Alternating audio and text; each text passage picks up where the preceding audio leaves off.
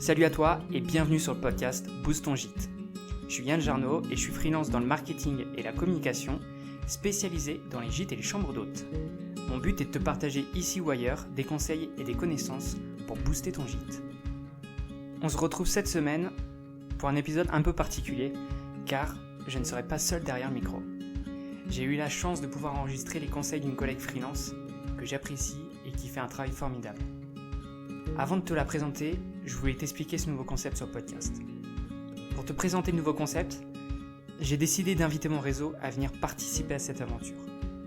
Comme tu le sais, je suis freelance depuis 2015, du coup j'ai rencontré pas mal de monde dans différents domaines. Pourquoi les inviter eux ? Premièrement, car ils partagent mes valeurs, et je trouvais ça très important. Ensuite, car je sais qu'ils ne sont pas là par intérêt, mais pour passer un bon moment à mes côtés, et vu l'épisode 3, je peux te dire que le défi est plutôt bien relevé. Ensuite, ils sont là pour t'aider à comprendre leur spécialité et à progresser avec des conseils de qualité. Si tu veux savoir s'ils sont motivés, ils sont motivés à fond. J'ai invité 10 de mes collègues et les 10 ont dit oui direct, sauf toi Guillaume, qui m'a fait une super blague et je te jure, mon cœur s'est arrêté de battre pendant 2 secondes. J'étais vraiment... Bref, c'est une longue histoire. Sans plus attendre, je te propose d'accueillir l'invité de cet épisode. L'invitée du jour s'appelle Lola Benzazon. Elle est graphiste en freelance. Je lui ai demandé en l'invitant de te préparer un sujet pour cet épisode. Et tu as beaucoup de chance, elle a choisi comment construire son identité visuelle pour ton gîte. Je te souhaite donc la bienvenue à toi Lola sur le podcast Boost ton gîte. Et première question, comment ça va ? Ça va super, merci. Et toi ?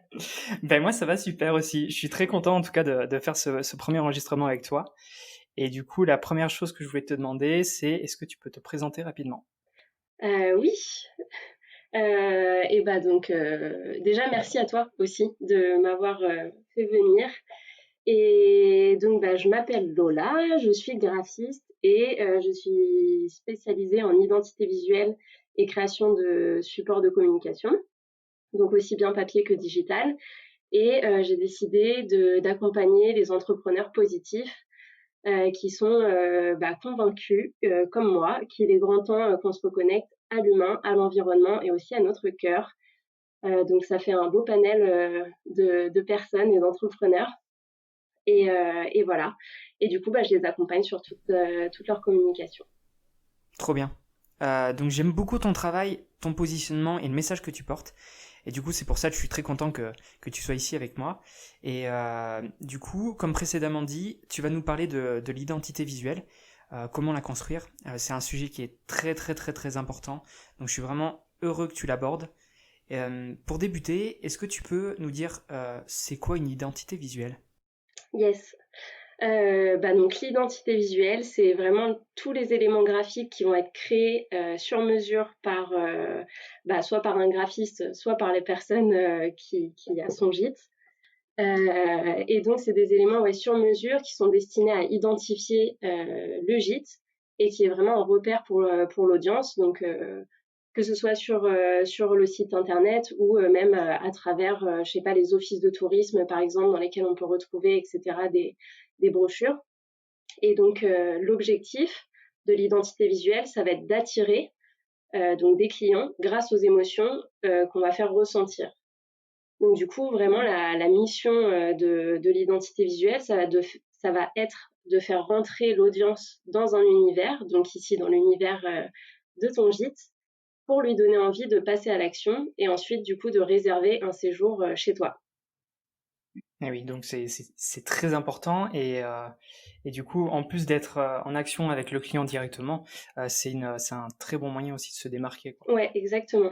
C'est l'objectif en fait, c'est d'avoir quelque chose qui soit différent des concurrents. Je préfère dire confrères et consoeurs que concurrents. Ouais, j'aime beaucoup cette formule. Mais du coup, l'objectif c'est d'être différent et du coup d'asseoir aussi un petit peu ton positionnement sur un marché, quoi.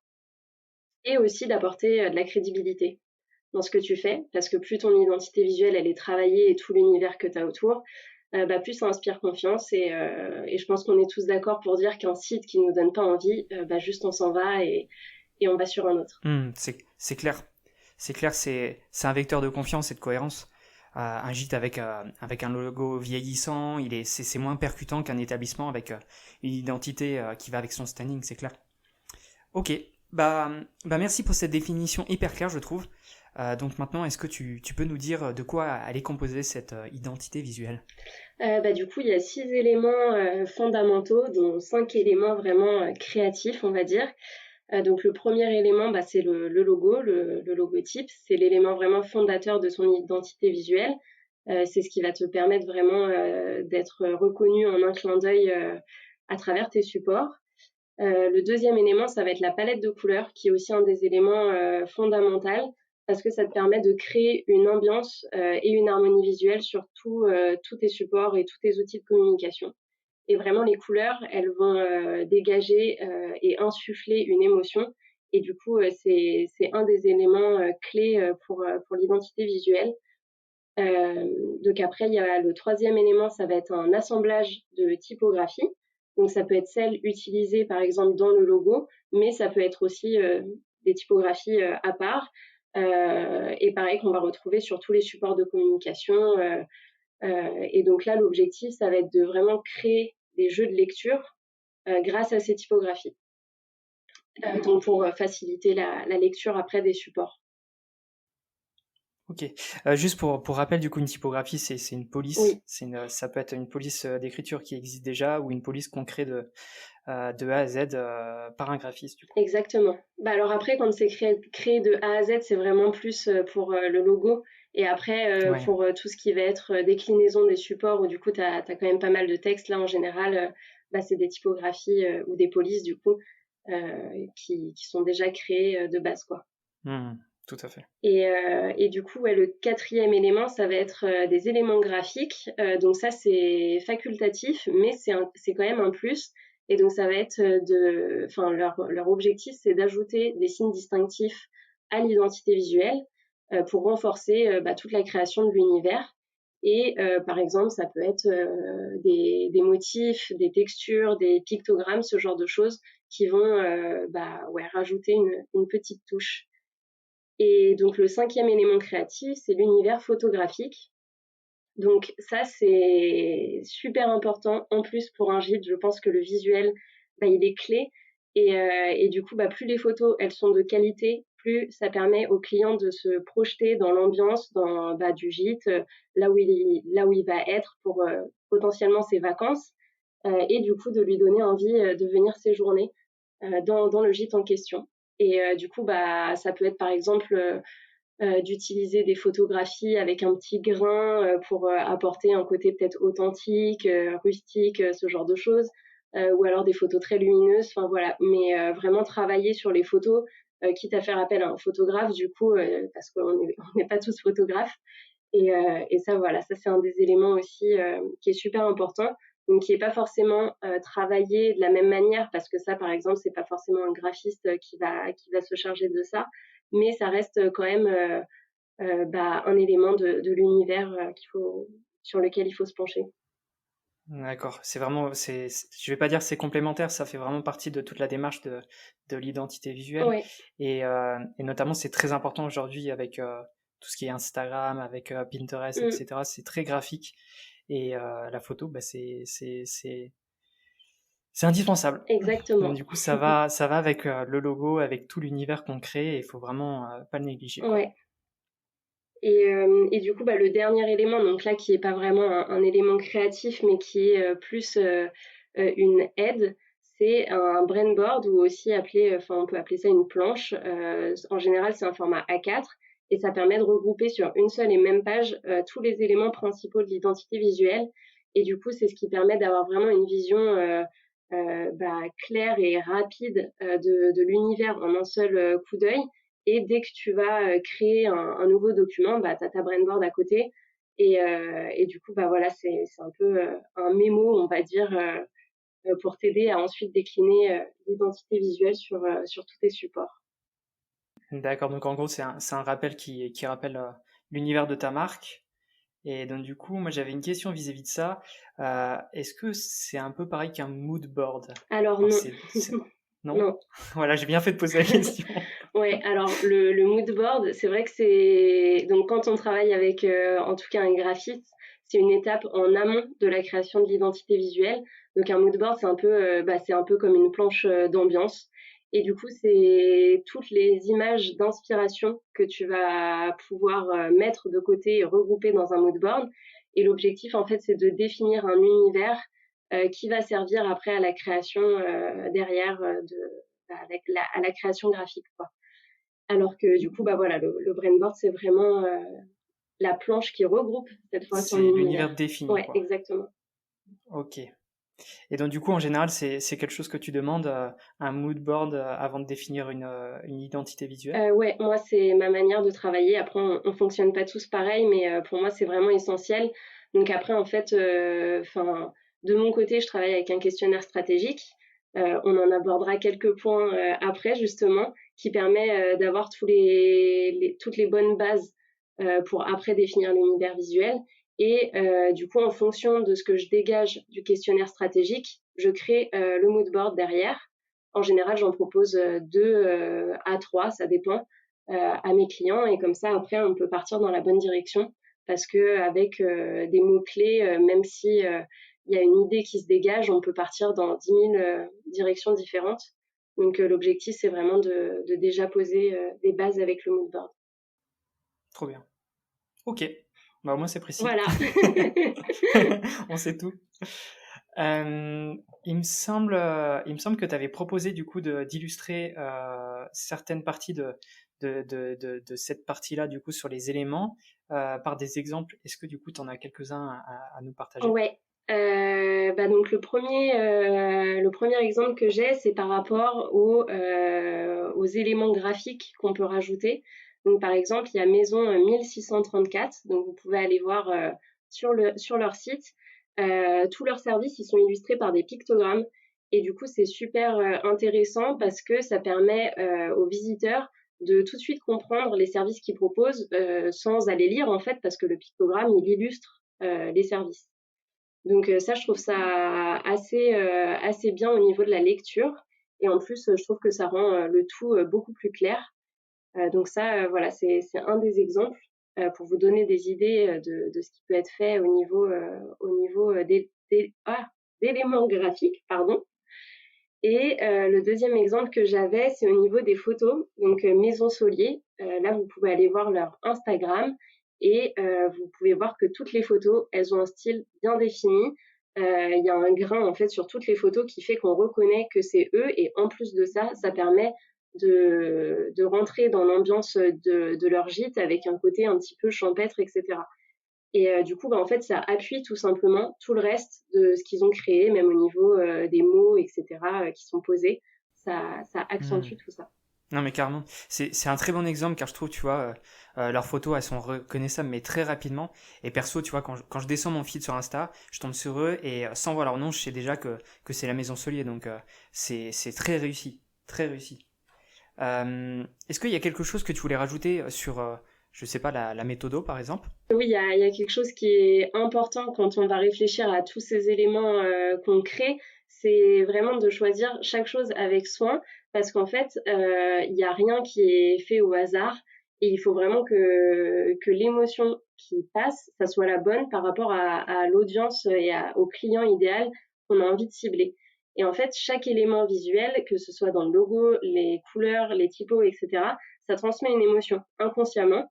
C'est comme ça, on est tous faits comme ça et à travers le monde et du coup il est vraiment essentiel que l'émotion elle soit la bonne. Donc pour ça il faut vraiment aller creuser et se dire ok bon bah telle couleur elle me plaît à moi personnellement, mais est-ce que ça c'est une couleur qui va insuffler la bonne émotion à mon audience par exemple. Parce qu'il y a nos goûts personnels mais il y a aussi ce qu'on renvoie derrière, il faut que ça soit en corrélation avec l'audience. Et donc voilà, donc vraiment prendre le temps de bien choisir les éléments et de se poser des questions et de prendre un peu de recul aussi par rapport à ses goûts personnels. Eh oui. Bah, c'est un très bon conseil, et notamment sur les réseaux sociaux. En fait, vos possibles clients, ils voient défiler des centaines d'images à la minute, et par exemple, bah, votre identité visuelle, elle peut en faire partie. Et donc, autant qu'elle tape dans le mille et transmette le bon message dans ce petit laps de temps. Ok. En préparant l'épisode, tu avais écrit une petite phrase qui était très percutante, je trouve, et je crois pas que tu l'as déjà dite. Non, j'ai pas encore dit. Ah yes, du coup, c'est quoi? Parfois, il faut savoir être simple pour être mémorable. C'est vraiment, enfin voilà, ça sert à rien de chercher à faire quelque chose de très compliqué, parce que à faire trop compliqué, on perd la personne en face. Et plus on fait simple, plus c'est lisible, mieux c'est. Et l'objectif, c'est vraiment d'avoir une cohérence en fait partout. Et c'est cette cohérence qui fait la force de l'identité visuelle et qui fait qu'on est reconnaissable à travers le temps. C'est beau. Je vais te mettre en citation, c'est obligé. Et vis-à-vis de ça, du coup, ça rebondit sur plein de choses, même sur les sites web. Par exemple, si tu as des sites clairs avec des boutons d'action qui sont pas noyés dans du contenu et qui se démarquent, c'est carrément beaucoup plus efficace. Et de toute façon, cette règle, elle s'applique à beaucoup de sujets en fait. Ouais, mais c'est vrai pour tous les supports, je pense. Enfin, moi, j'ai pareil avec la mise en page. C'est vrai que ça sert à rien de charger. Il y a des personnes qui ont peur du blanc, alors que le blanc, c'est essentiel. Il faut que ça respire, en fait. Il faut que votre communication, elle soit aérée, légère, etc. Parce que si c'est trop lourd, ça donne pas envie. Donc, voilà. Être simple pour être mémorable. Alors c'est pas le mot de la fin, mais du coup, pour faire un petit résumé de ce qu'on vient de voir, donc de quoi est composée une identité visuelle, on a vu que c'était composé d'un logo, d'une palette de couleurs, une palette de typographie, des éléments graphiques qui viennent la renforcer, par exemple des pictos. Il y a aussi l'univers de la photo, et il y a le dernier point, c'est le brainboard. Donc du coup, le conseil à retenir, c'est n'ayez pas peur de faire simple pour être mémorable. Et j'adore cette phrase. Et donc maintenant, je suppose qu'il y a des étapes à respecter pour la création. Ouais, toujours. Pour moi, j'ai étudié, enfin j'ai analysé 5 étapes à faire en amont et à définir pour avant de créer son identité visuelle. Et en fait, sans ces étapes, à mon sens, l'identité visuelle qui va être créée, si il n'y a pas tout ça, elle n'est pas pérenne. Et donc, une identité visuelle, c'est un investissement, aussi bien en temps qu'en argent. Et bah, l'objectif, c'est de pas avoir envie de la changer dans 6 mois. Donc, ça sert à rien de se précipiter, de se dire, ok, je crée mon gîte, je lance, j'ouvre, il me faut tout ça, s'il n'y a pas les bonnes bases solides de poser en amont. Et ça sera pareil même pour toi et les sites, etc. Je pense de toute façon, ça Hmm. marche pour tout. Oui, c'est clair. Ça marche pour tous les éléments de la communication au final. Et l'important vraiment dans ce métier, dans cette démarche, c'est surtout de ne pas se précipiter. Et ça sera par exemple le sujet d'un autre épisode, mais par exemple, ne commencez pas votre gîte avec un nom de domaine en .wix. Donc même si vous allez sur cette plateforme, ne commencez pas par acheter au moins un nom de domaine, quoi.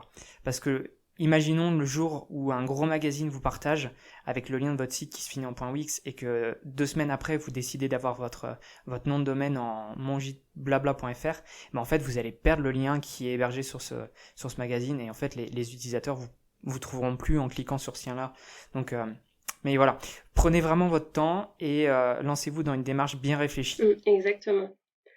Et du coup, bah, les 5 étapes, en fait, c'est vraiment poser les bases de son gîte, en fait, de son entreprise, etc. Donc la première, ça va être vraiment de retranscrire sa mission. Donc pourquoi est-ce que tu as décidé de créer ton gîte? Quelle est ta vision? Comment tu as envie de le faire évoluer dans les prochaines années?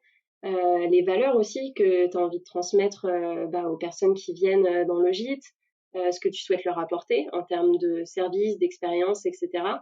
Et aussi, bah, par exemple, le nom de ton gîte, d'où il vient, pourquoi il te tient à cœur, qu'est-ce que ça signifie, etc.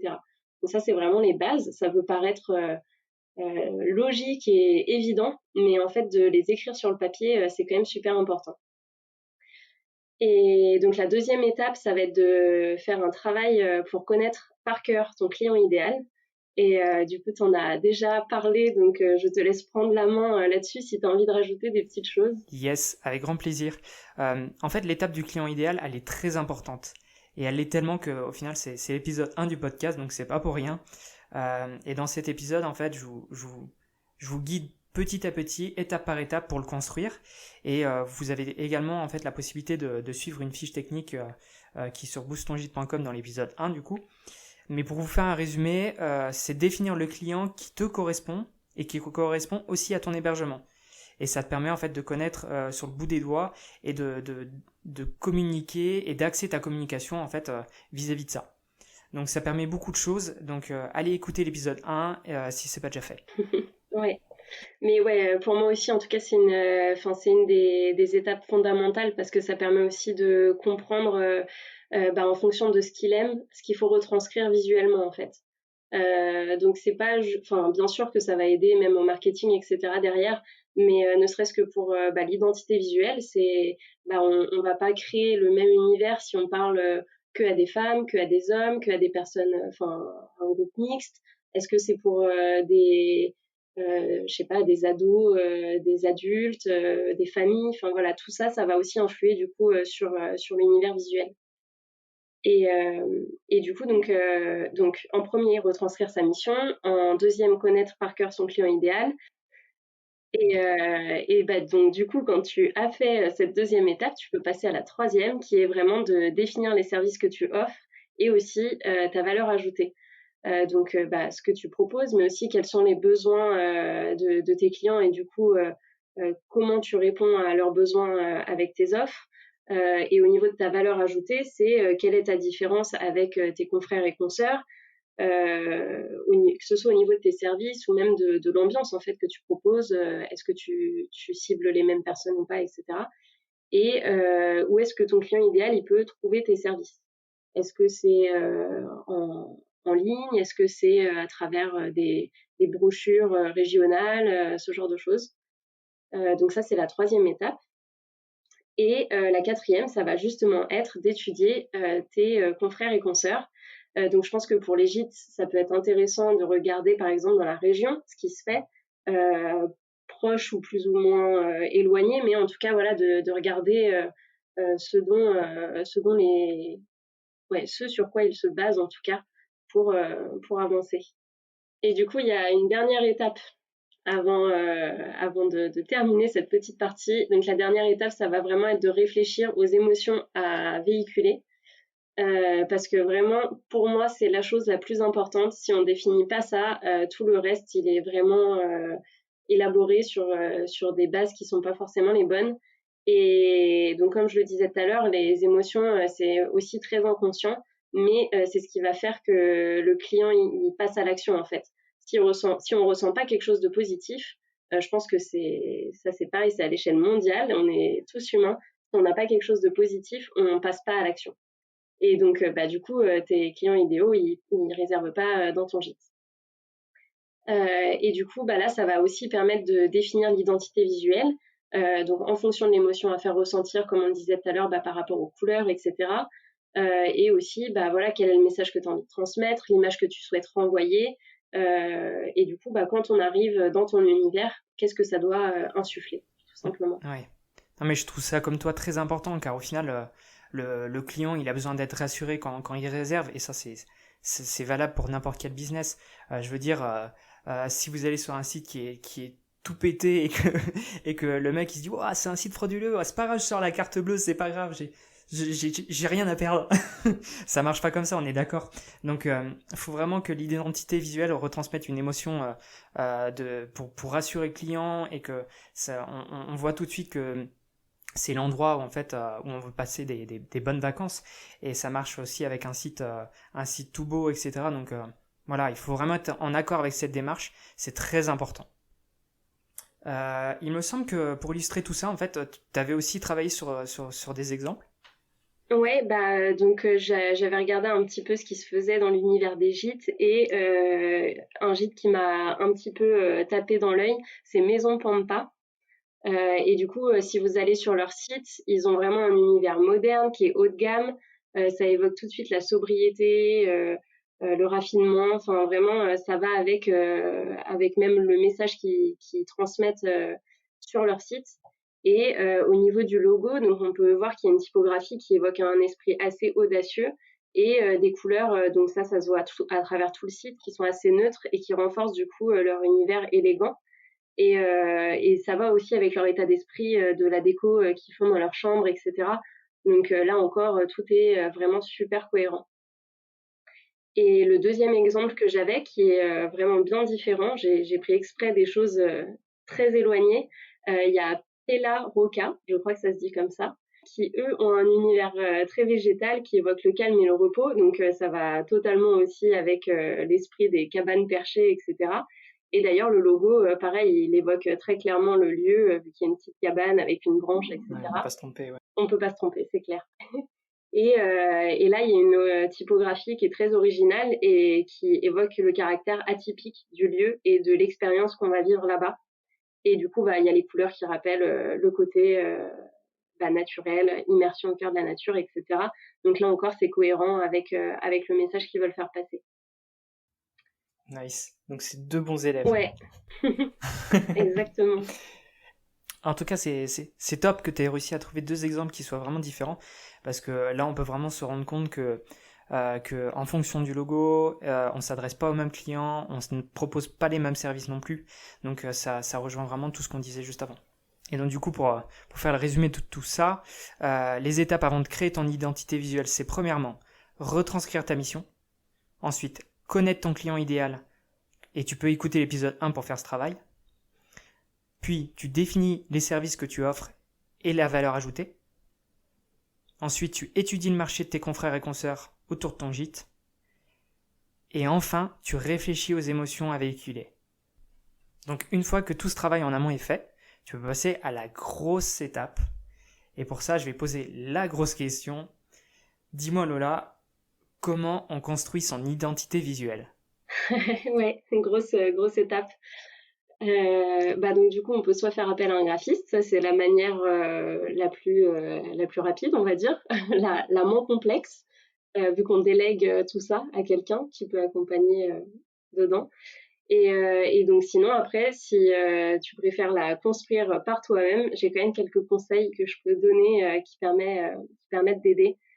Donc pour moi, la première chose, c'est déjà de faire un brainstorming, tout simplement, comme pour beaucoup de projets. On pose tous les mots-clés qui nous viennent et aussi ce qui nous tient le plus à cœur de transmettre. Donc là encore, au niveau, par exemple, des émotions, etc., de l'univers aussi, des valeurs qu'on a à transmettre, etc. Donc tout ça, on le remet sur papier. Et à partir de là, on peut créer une planche d'inspiration, donc le mood board, le fameux mood board, pour aider à vraiment faire le tri dans nos idées. Donc parce qu'en fait, on peut avoir beaucoup d'inspiration, surtout qu'on est dans un monde où tout est visuel. Et du coup, l'objectif, ça va vraiment être de trier, de se dire, OK, telle image, telle forme, telle couleur, elles correspondent vraiment à ce que je veux transmettre. Donc ça, je garde, ça m'aide et c'est une bonne base d'inspiration. Donc l'idée, c'est d'avoir entre 10 et 15 visuels. C'est déjà bien. Ça fait déjà une bonne base. Ça sert à rien d'en avoir 50 parce qu'on se perd complètement. Donc vraiment trier, trier les inspirations. Et donc après, par rapport aux mots-clés définis dans le brainstorming et au mood board et du coup aux émotions qu'on a envie de transmettre, ça va être de regarder toute la symbolique des couleurs et aussi des typographies. Parce que donc l'un comme l'autre, c'est vraiment très différent selon ce qu'on choisit. Et du coup, aller se renseigner un petit peu sur tout ça, ça peut aider à faire vraiment des choix un petit peu plus réfléchis. Et donc ensuite, déjà, quand on a déjà ces trois premières phases, au niveau des couleurs, ce que je conseille, donc, c'est d'avoir 3 à 5 couleurs qui soient vraiment harmonieuses entre elles. Et aussi, ouais, vraiment, on voit que ça va ensemble. Enfin, des fois, il y a des couleurs, elles font mal aux yeux, etc., quand elles sont côte à côte, alors que seules, elles sont super jolies. Donc, vraiment faire attention à ça. Et dans la palette, donc entre 3 à 5 couleurs, c'est bien d'en choisir 1 à 2 principales et après d'avoir des couleurs secondaires. Donc ça peut être des couleurs par exemple plus claires ou une couleur plus foncée quand on veut écrire du texte, ce genre de choses. Donc voilà, ça c'est ce que je recommande. Et oui, j'avais une idée qui m'était venue par rapport à un gîte, par exemple. On peut reprendre éventuellement les couleurs qu'on retrouve dans la décoration. Ça peut être quelque chose qui peut aider et où du coup, bah, ça crée encore une cohérence plus forte entre l'identité visuelle et le gîte, l'univers du gîte. Après, attention, parce que si on a envie de changer toute sa déco dans 3 ans, voilà. Mais ça peut faire une base en tout cas. Et donc après les couleurs, c'est bien donc de chercher ces typographies ou ces polices du coup. Là, je conseille d'en avoir 1 à 2 différentes, 2 grands maximum parce qu'après ça devient assez illisible. Et si on en choisit 2, c'est qu'elles soient complémentaires, ici encore. Complémentarité, harmonie, toujours. Et donc une fois qu'on a choisi sa police ou ces 2 polices, c'est de définir l'usage pour chacune d'elles. Donc ça va être est-ce que telle police je l'utilise en titre, si oui, est-ce que je la mets en majuscule, en minuscule, en italique, pas italique, etc. Et en fait, pourquoi pas se faire un petit document type avec ça, parce qu'après c'est pareil, quand on crée un support de communication, c'est une aide énorme en fait d'avoir ça, et c'est un gain de temps assez conséquent d'avoir déjà posé toutes ces bases. Et donc par rapport aux typographies, un conseil aussi, c'est vraiment de vérifier que la typographie, la police choisie, elle a bien les accents. Parce qu'il y a beaucoup de polices qui sont anglaises, libres de droit, etc. Et en fait, après, on se retrouve bloqué quand on veut écrire et qu'il n'y a pas les accents, ça pose problème dans la langue française. Donc ça, c'est vraiment quelque chose à prendre en compte. Bah tu vois, je rebondis là-dessus, mais par exemple pour la police d'écriture de Boost ton gîte, j'étais obligé d'aller la retravailler sur Illustrator parce que le i était pas pris en compte, c'était un caractère spécial pour lui, donc voilà, faut faire gaffe. Et justement, pour le logo, le conseil que j'ai aussi, si on a envie de faire soi-même son identité visuelle, c'est vraiment de faire simple, mais quelque chose de lisible. L'idée, c'est pas de partir dans des trucs avec un symbole où on fait un petit dessin à la main, on scanne, on essaie de refaire. Ça, il vaut mieux oublier, en fait. L'idéal, si on n'a pas d'outils de création graphique, c'est vraiment de combiner une typographie qui soit élégante, enfin qui renvoie en tout cas l'émotion qu'on a envie de transmettre, avec à la rigueur 1 à 2 typographies. Et voilà, parce qu'après on n'a pas le droit en plus de prendre un symbole comme ça trouvé sur internet, de le mettre dans un logo, c'est illégal. Donc ne faites pas ça, c'est un conseil. Mais voilà, et du coup faire attention à la lisibilité de chaque élément, c'est vraiment l'essentiel, quitte à avoir quelque chose de simple. Encore une fois, en fait, enfin d'ailleurs pas encore une fois, je l'ai pas encore dit, mais l'identité visuelle, son objectif, c'est aussi que vous puissiez être reconnaissable même sans le logo. Et donc ça passe à travers les couleurs, les typographies, etc., les éléments graphiques qu'on peut créer. Le logo, ça fait partie de l'identité visuelle, mais c'est pas juste ça qui fait l'identité visuelle et qui va vous permettre d'être reconnaissable. C'est vraiment l'ensemble. Donc voilà, faire simple mais efficace. C'est clair. Et du coup, je te rejoins là-dessus et je reprends ton exemple de tout à l'heure sur la maison Pampa. Leur logo, il est clair, quoi. C'est un bouquet de Pampa et rien que cet élément, ça permet aujourd'hui de les reconnaître. Mais ça va également avec tout le reste parce qu'ils ont fait toute une démarche qui fait qu'aujourd'hui ça marche, quoi. Donc, ok. C'est quoi du coup la prochaine étape? Qu'est-ce qu'on fait maintenant? Et donc vraiment l'objectif, après quand on a fait tout ce travail de création de l'identité visuelle, c'est vraiment de déployer absolument partout tous ces éléments graphiques. Que ce soit sur le site internet, des flyers, je sais pas moi, des cartes de fidélité, j'en sais rien, le feed Instagram, etc. L'objectif, c'est que ce soit partout pour qu'on puisse vous reconnaître et du coup que ce soit cohérent aussi. Parce que la cohérence, c'est ce qui va vous permettre avec le temps d'avoir un impact en fait au niveau visuel par rapport à votre audience. Donc voilà, déployez absolument partout, sur tout ce que vous pouvez, vous pensez identité visuelle.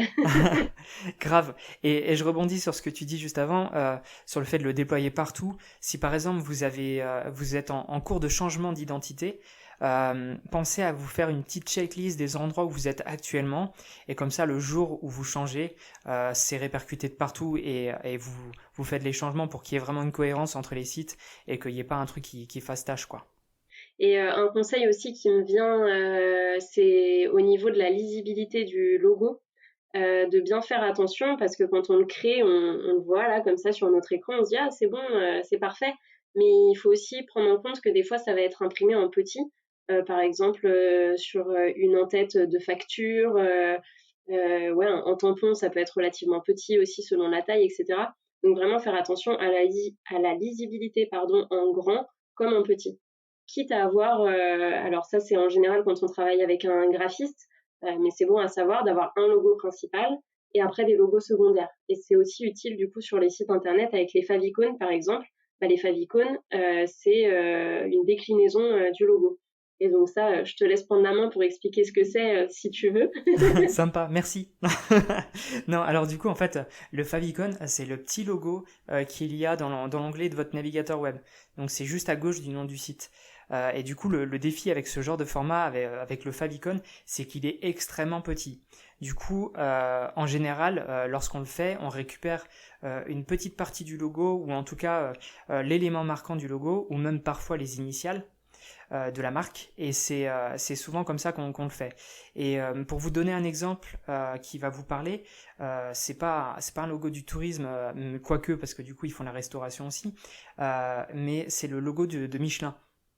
Donc du coup en fait Michelin, c'est le bibendum avec écrit Michelin, et avec il me semble que c'est un trait de couleur jaune juste en dessous, et donc du coup il y a une version qui est créée pour chaque emplacement où il va apparaître. Ça peut être une version rectangle quand il y a assez de place avec tous les éléments de la marque, mais ça peut être aussi une version carrée ou une version toute petite comme le favicon. Et dans le favicon, comme il n'y a pas beaucoup de place, ils ont juste récupéré la moitié du corps du bibendum avec sa tête, et l'arrière du favicon, c'est la couleur jaune pétante. Donc bref, du coup, en fait, le défi avec votre logo, c'est qu'il soit visible et reconnaissable sur des petits onglets de navigateur, en gros en tout petit format, mais aussi sur des formats qui sont géants. Donc je sais pas, imaginez, je sais pas, une montgolfière. Voilà, imaginez une montgolfière. Stylé, c'est une trop bonne idée.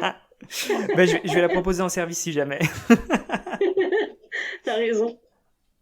Et là, par exemple, je suis sur le site de Va au Vert, et donc la plateforme là de réservation aussi de logement écologique.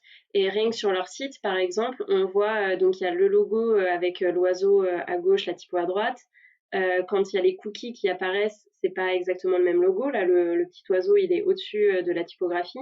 Et il y a le favicon où il y a juste la tête de l'oiseau. Et donc là, déjà, ça fait 3 logos différents. Et donc c'est ça en fait les logos secondaires. Après, j'ai pas analysé s'il y en avait encore d'autres. Mais en tout cas, voilà, ça fait déjà 3 logos. Bon, et sinon, comme on est sur la thématique des logos, il y a quelque chose que j'entendais beaucoup il y a quelques années, je sais pas si c'est encore le cas, mais une version noir et blanc du logo, ça, c'est important.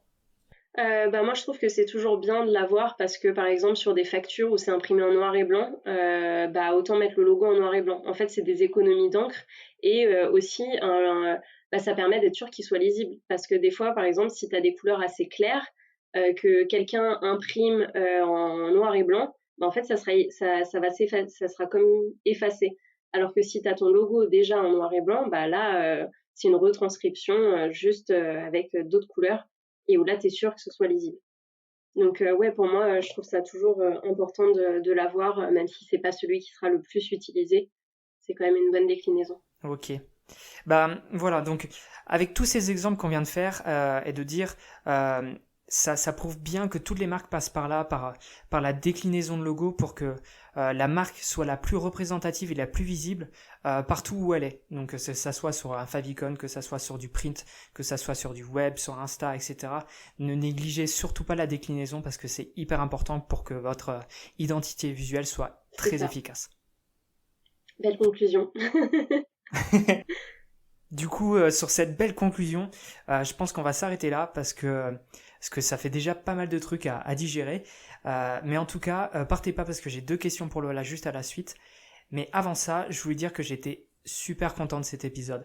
Je suis certain qu'il va en aider plus d'un parce qu'il est hyper complet. Et avec cet épisode, je pense que ça peut vous apporter vraiment des bonnes bases pour créer votre identité visuelle. Top. J'espère que c'est clair. En tout cas, s'il y a des auditeurs qui ont des questions, de toute façon, je suis disponible pour y répondre avec plaisir. J'adore échanger, donc il n'y a pas de problème. Yes, et en plus de ça, je vais publier le récap de cet épisode sur le site, donc sur boostongite.com, et vous pourrez retrouver tout ce qu'on s'est dit là. Et il y aura aussi des posts Insta sur l'Instagram Boostongite. Donc si vous avez des questions, posez-les sur les posts Insta et Lola passera aussi y répondre. Donc ça permettra de faire bénéficier tout le monde de vos questions et de ses réponses. Ok, Donc maintenant, on va passer aux questions. C'est la tradition sur les podcasts et tu vas pas y échapper ici non plus.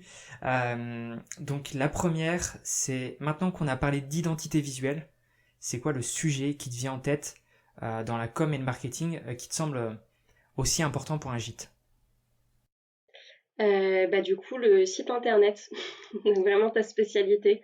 Parce que quand on cherche un petit peu là où j'ai envie de partir, c'est vrai que si le site il est pas attrayant, je vais vite passer à autre chose, alors que ça se trouve l'expérience que j'aurais pu vivre dans le gîte ou la maison d'hôte en question, ça aurait été super. Mais du coup, c'est vrai que l'aspect visuel, alors je suis pas sûre que ce soit juste une déformation professionnelle. Je pense que c'est quand même de la majorité des gens qui fonctionnent comme ça. Si le site il me plaît pas, je m'en vais quoi. Et du coup, là où j'ai aussi une frustration peut-être par rapport au site, c'est que du coup il y a beaucoup de gîtes, maisons d'hôtes, etc. J'ai du mal à les trouver. Et du coup, tout le travail de référencement en fait pour pas passer par des plateformes comme Airbnb, Booking, etc. Il est super important, je pense. Et c'est vrai que ça serait intéressant de parler de tout ça. Parce que moi, en fait, maintenant, j'ai plus envie de passer, tu vois, par Airbnb qui prend des frais de folie aussi bien pour les autres que les voyageurs, etc. Et du coup, c'est un aspect essentiel, je pense, pour ce... Pour maximiser en fait les chances de faire de la réservation directe en fait. Ouais, exactement. Parce que, mais du coup, ma question aussi, je rebondis là-dessus. T'es déjà sensible à ça, au fait que les plateformes prennent des commissions? Ah ouais, moi, ça me rend ouf.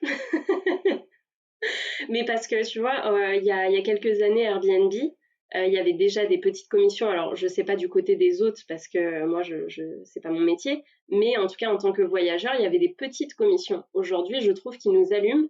Et du coup, je sais, en plus, avec le temps et voilà, un peu de recherche, qu'ils allument aussi les autres, tu vois. Les autres, pardon. Et du coup, je trouve ça dommage, en fait, que l'un comme l'autre, on est tous les deux perdants. Et du coup, je préférerais presque payer le même prix, mais savoir que ça va à l'autre, plutôt que de payer pour une plateforme tierce, tu vois. Enfin, ouais, voilà, c'est ça. Donc, ouais, c'est. Mais du coup, après, la difficulté, c'est vraiment de trouver La ces personne par la gîtes-là. suite, ouais. Ouais, exactement. Hmm. Parce qu'il faut savoir aussi que sur les plateformes type Airbnb, etc., on peut pas ajouter son site web, on peut pas Ouais. mettre en avant que on peut être trouvable ailleurs en fait. Après, des fois, Et j'y arrive c'est à trouver, hein. ouais, moi aussi. Des fois, je vois des petits clins d'œil qui font. Il y en a qui sont malins, Ouais. il y en a qui sont très très Rien malins. qu'au niveau du nom, gîte, Ouais, là, ouais, du coup, je ouais, retourne sur Google, je tape, et si je le trouve, ouais. là, je prends contact. Et ça me Ouais, fait moi j'ai vu un plaisir. autre truc une fois, c'était une petite carte qui était déposée en secret dans une chambre, mais genre sur une table basse, tu vois, genre près de la lampe. Et celui-là, j'ai fait non mais bravo. Alors je dirais pas lequel Ouais, parce que j'ai pas envie qu'il se fasse ban, mais mais bravo, bravo c'est clair. encore. Ouais, il y a des astuces, mais bon. Ouais, ouais, mais c'est compliqué. On n'a pas tous le Mm. même réflexe d'aller chercher aussi loin. Et donc c'est vrai que je suis content que tu aies déjà cette sensibilité. Et du coup, je suis très content de t'avoir invité parce que tu rentres directement dans les bons sujets. Écoute, top. Et du coup, ma deuxième question, c'était, t'as un petit peu répondu là-dessus, mais par exemple pour les gîtes, si tu partais en vacances demain, ça serait quoi ton gîte idéal? Mm. Un gîte idéal. Dans quelle région? Ah ouais, la région. Est-ce que c'est proche de la mer? Est-ce que c'est en Je dirais que montagne, ça en dépend campagne? un petit peu du moment, parce que est-ce que Ouais. c'est juste pour un week-end à proximité de chez moi ou est-ce que c'est pour des vacances plus longues, du coup ça change tout déjà. Mhm. Mais là sinon comme ça, ouais, en Bretagne parce que c'est ma région de cœur. Du coup ouais, ça serait en Bretagne un gîte qui partage mes valeurs donc au niveau écologie, donc qui fait attention un petit peu à toute sa démarche. Au niveau des peut-être des matériaux utilisés, même à l'intérieur, peut-être des choses un petit peu zéro déchet, ce genre de choses, qui propose par exemple un petit déj de saison avec des produits locaux. Ça c'est le rêve. Et au niveau par exemple des services, un petit coin, tu vois, où tu peux te poser, un peu chill, tranquille, tu un petit hamac, un petit coin lecture, ce genre de choses. Alors ça, plutôt en printemps-été. Si c'est en hiver, un petit feu de cheminée, c'est cool.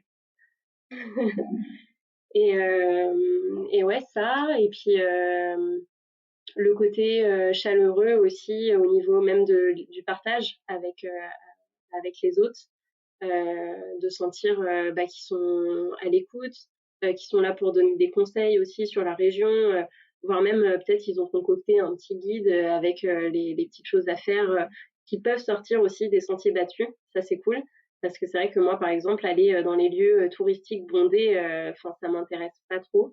Et du coup, c'est vrai que d'avoir un retour des locaux sur des petites choses qui sortent de l'ordinaire, ça, c'est vraiment le top. Et, euh, et voilà, déjà. Ah, et pourquoi pas des vélos à disposition. Ça, c'est assez cool aussi pour découvrir une région. C'est clair. Et je pense notamment, tu vois, au vélo électrique, on en voit de plus en plus. Et ça permet d'aller plus loin ou alors d'aller sur des chemins qui sont plus compliqués pour des débutants, dont moi, parce que j'ai jamais fait de vélo et. Enfin, ça fait très longtemps en tout cas. Et encore moins d'électrique, il faudrait que je teste d'ailleurs. Mais par exemple, tu vois, il y a le domaine de la Brette qui a un partenaire qui permet d'en louer en fait. Et donc du coup, l'entreprise, elle dépose les vélos et les récupère après la loc. Et c'est super cool comme principe. Ça permet vraiment de proposer un nouveau service tout en travaillant avec un partenaire de la région. Donc c'est gagnant-gagnant, c'est top. Donc en gros, toi t'aimes bien les expériences qui sortent de l'ordinaire et les trucs un peu cachés pour pas être dans un endroit très touristique. Sinon, tu cherches sur Internet et tu vois tout de suite. Ouais. Enfin, je sais pas, tu vois, en Normandie, on va dire, bah oui, le Mont-Saint-Michel. Normandie ou Côte d'Armor? Non, Normandie. Oh là là, c'est chaud. Terrain sensible. Ouais, terrain sensible, Mais ouais, voilà, et éviter de sortir les trucs un petit peu qu'on peut retrouver partout dans les offices de tourisme, etc. Super. Bah écoute, merci Lola pour ce partage hyper intéressant pour les auditeurs et en plus du sujet de l'épisode.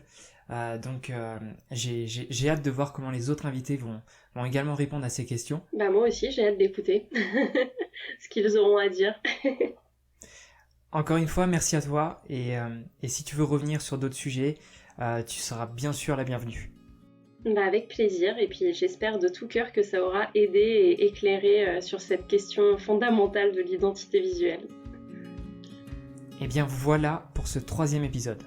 On s'est arrêté là avec Lola dans nos échanges et je suis tellement heureux car c'était vraiment des échanges naturels et on a tous les deux passé un super bon moment. Donc j'espère vraiment que ce sujet t'a plu et que tu as appris énormément de choses car c'est un sujet très important. Donc je suis ravi de l'avoir abordé avec mon invité Lola Benzazon et j'ai hâte de te partager d'autres sujets encore qui sont très importants pour ton business et pour ton gîte. Donc voilà, la liste d'invités est là, ils ont tous dit oui, il me reste juste à enregistrer tout ça. Mais on va encore passer des super bons moments, j'espère que tu as passé un bon moment dans cet épisode et les prochains seront aussi cool. Alors tu connais sans doute la rengaine, mais je vais te la faire courte. N'oublie pas de partager le podcast autour de toi, ça m'aide vraiment beaucoup et n'hésite pas à lâcher un commentaire, lâcher un commentaire, on dirait que je suis sur Skyrock dans les années extra. Bref, voilà, aide-moi, partage-le et fais vivre ce podcast aussi. Pour parler du prochain épisode, il sort le 24 mai. J'ai décidé d'espacer un petit peu cet épisode car j'ai un calendrier bien chargé en mai. Alors pour être disponible pour t'en parler, j'ai préféré décaler. Alors note-le dans ton agenda, c'est le lundi 24 mai pour continuer à booster ton gîte.